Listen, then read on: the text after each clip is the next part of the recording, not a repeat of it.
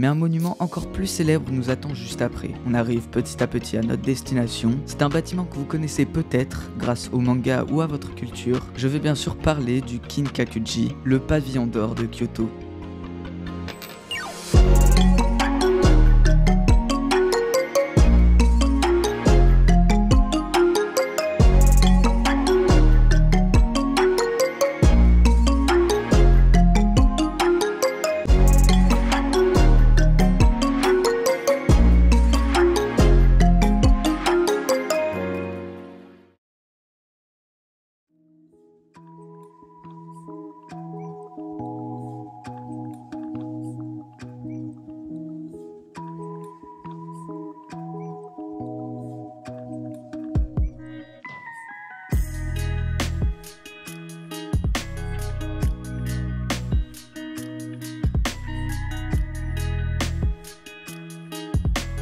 Après avoir admiré le pavillon d'or, on continue notre chemin dans le parc. Une tradition qu'on fait dans les lieux sacrés, c'est de faire une offrande en donnant une pièce. C'est pour ça que vous en voyez autant ici. Puis on arrive sur un petit mont afin de regarder le pavillon sous un autre angle.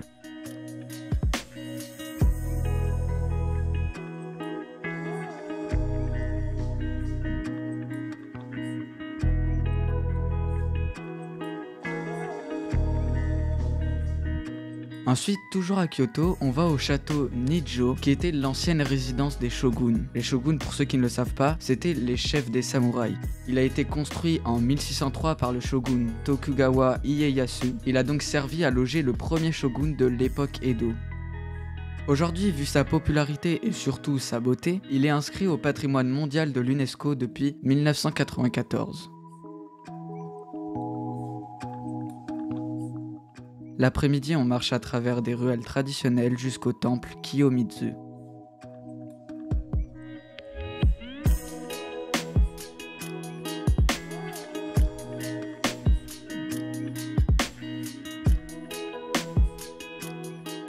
Et puis, du haut du temple, on nous offre un panorama de la ville.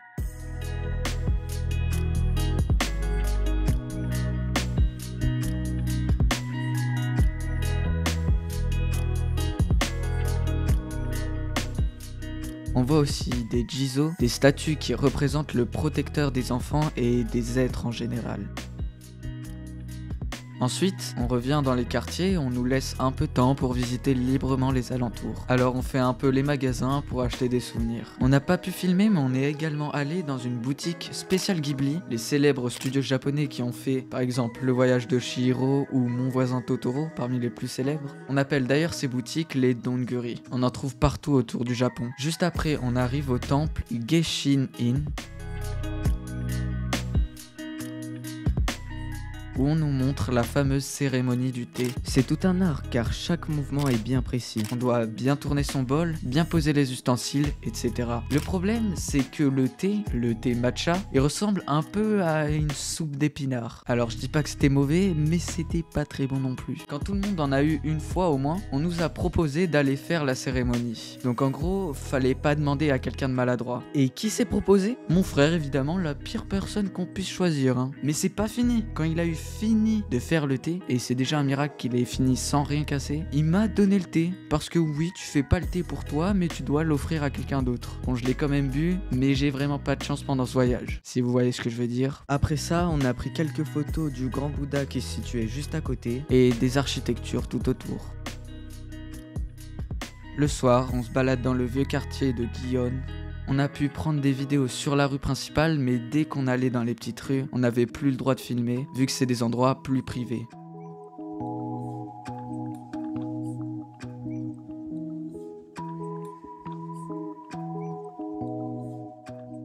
Juste après avoir mangé dans le quartier, on rentre en taxi. C'était la première fois que j'en prenais un de toute ma vie, d'autant plus qu'on ne comprenait pas la langue, donc la guide a dit au chauffeur où nous amener. Heureusement pour nous. Mais c'est très spécial d'être dans un taxi japonais. Déjà, le volant est à droite, et on avait aussi cette petite télé qui diffusait des pubs, qu'on comprenait pas évidemment. Et le soir, dans la fatigue, on s'endort.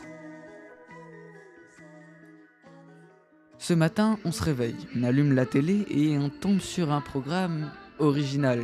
Après, on s'habille, on déjeune et on se prépare pour sortir. On marche un petit peu dans Kyoto pour arriver jusqu'à la gare. Pour aller où, vous allez me dire? Pour aller dans une ville connue pour ses daims qui se trouve en liberté, je parle bien sûr de Nara. Après avoir scanné nos tickets, notre train arrive enfin.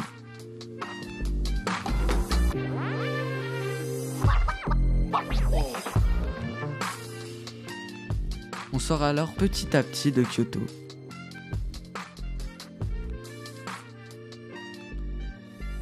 Sur notre route, on voit un bâtiment avec écrit Nintendo.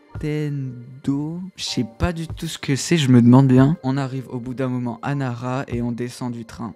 Pour aller au sanctuaire qu'on va visiter, le sanctuaire Kasuga, on prend de nouveau le taxi.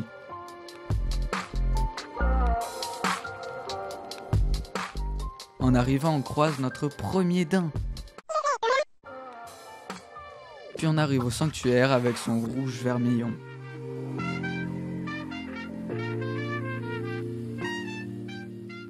Et petit à petit, on retrouve de la verdure et de la faune. On voit vraiment que ce sont des animaux sacrés. Ils sont toujours en liberté et toujours bien traités par les habitants. J'en ai profité pour prendre quelques photos.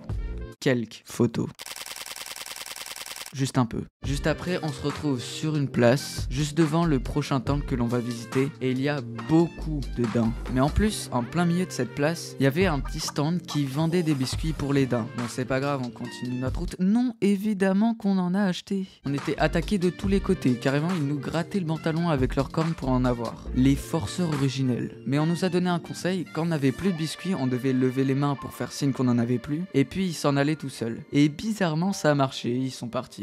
Ensuite, on continue notre route pour aller au temple Todaiji et son grand Bouddha de bronze. Le temple a évidemment sa place au patrimoine mondial de l'UNESCO, mais est aussi la plus grande construction en bois du monde. On arrive d'abord devant une grande porte avec deux grands personnages. On entre dans le parc intérieur du temple, puis on arrive au centre où se trouve le bâtiment qui abrite le Bouddha en bronze.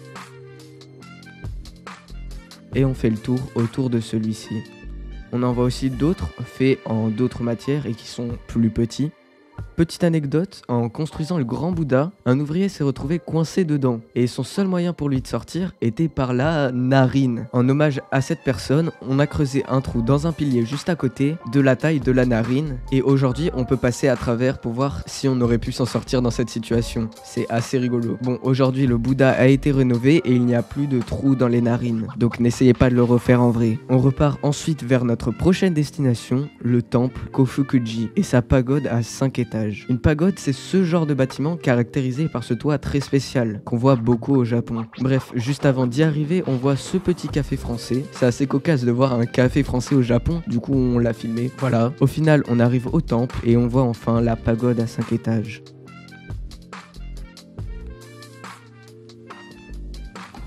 Après cette journée chargée de culture à Nara, on revient à la gare pour aller à Kyoto.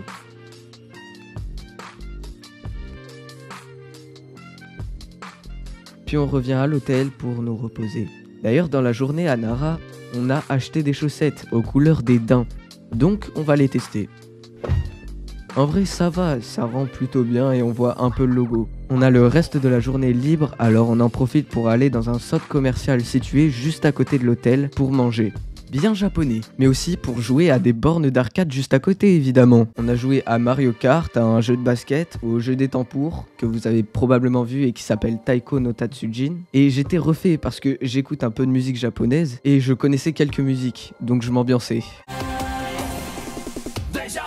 Aussi, on a vu une personne jouer à un jeu de rythme où faut appuyer sur des boutons en forme de cercle. Et le mec était juste trop chaud. Il prend un niveau super dur, super rapide et il fait tout parfaitement. On aurait dit il avait 4 bras le mec. Et le pire c'est que son score était de 101%.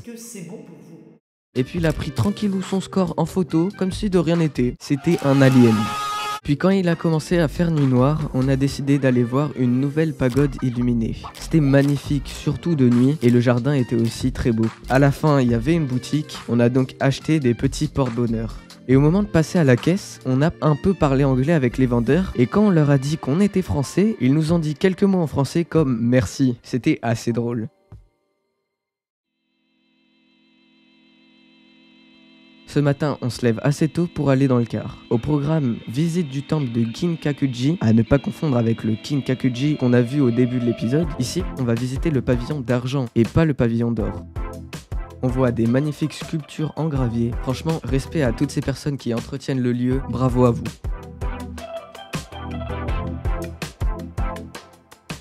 Ici, on voit encore une fois un lieu pour les offrandes, comme dans l'autre temple. On monte petit à petit sur les hauteurs du temple, puis on arrive en haut. Là, on ne le voit pas très bien, mais en face se situe le mont Daimonji. Chaque année, lors du Gozan no Okuribi, on brûle les arbres afin de former l'idéogramme qui signifie grand, qui se dit Dai, et c'est de là que vient son nom, Daimonji. On sort petit à petit du temple pour nous retrouver sur les allées calmes du chemin de la philosophie. Ça fait rêver, hein.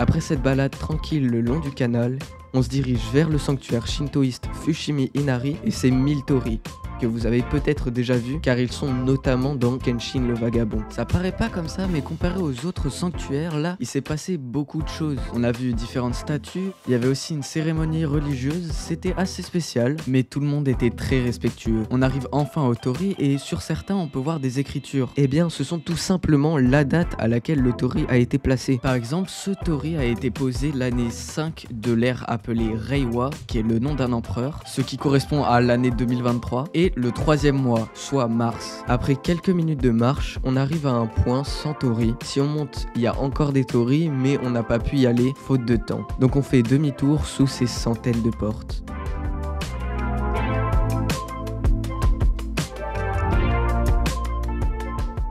On mange et pour la première fois, on nous laisse l'après-midi libre. On avait un peu repéré ce qu'on allait faire et du coup, on a prévu d'aller au musée international du manga. Il y avait littéralement de tout, des shonen, des seinen, des mangas connus ou inconnus. Le problème c'est que tout est en japonais, donc ça va être dur de lire. Alors oui, au début du musée, il y avait un endroit avec quelques mangas traduits dans chaque langue, dont le français, mais il y en avait très peu, ou alors on les avait déjà lus. On a le temps libre jusqu'à demain, donc on continue à visiter Kyoto. On va dans un marché couvert, le marché de Nishiki. On est tout serré, mais on arrive à voir les différents produits qui sont vendus.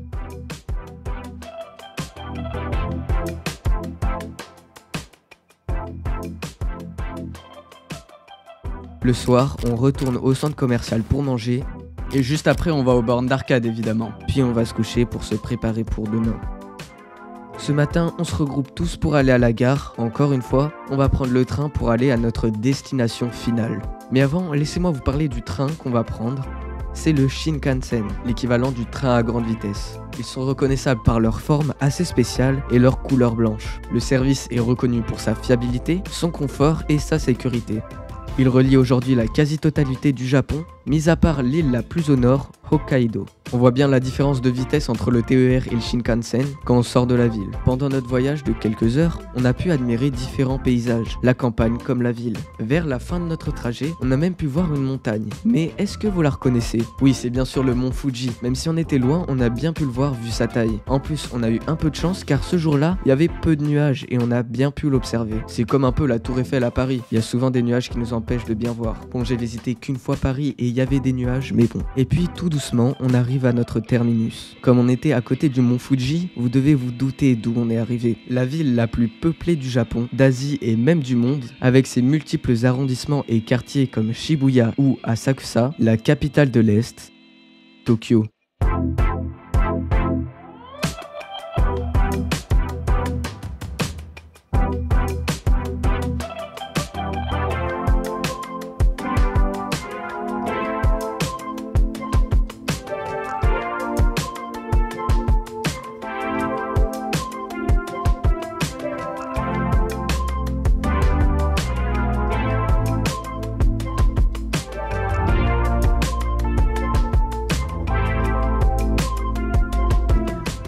Dans le prochain épisode,